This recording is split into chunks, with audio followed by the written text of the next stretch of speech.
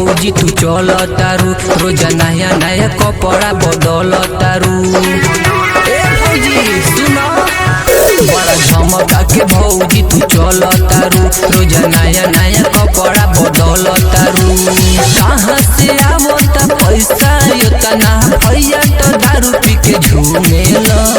औकात की बात मत कर बाबू, बाबू हमें 100 रुपया के चड्डी में 6 करोड़ के सामान लेके घूमेला।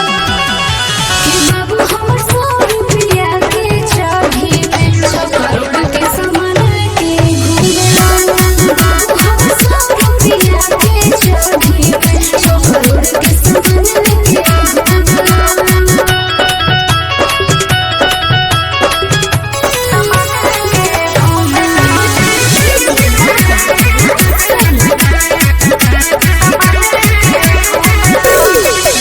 देखी हो न चोर कवनो डाका डाले सन, पुलिस प्रशासन जौन छापा मारसन।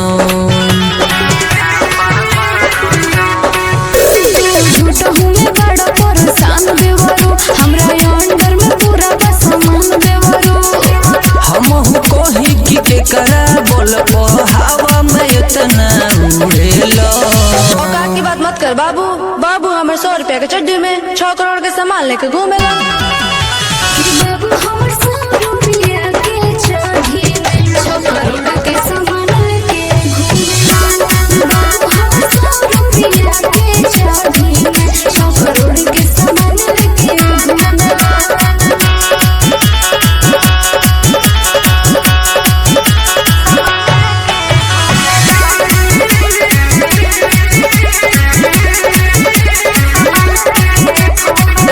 अब नाही लइका कवन गरीब बाटे हो, सबनी से महंगा इन्हनी के चीज बाटे हो।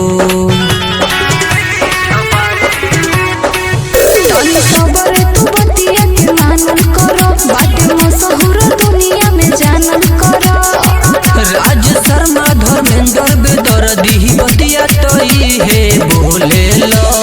औकात की बात मत कर बाबू, बाबू हमें 100 रुपया के चड्डी में 6 करोड़ के सामान लेके घूमेला।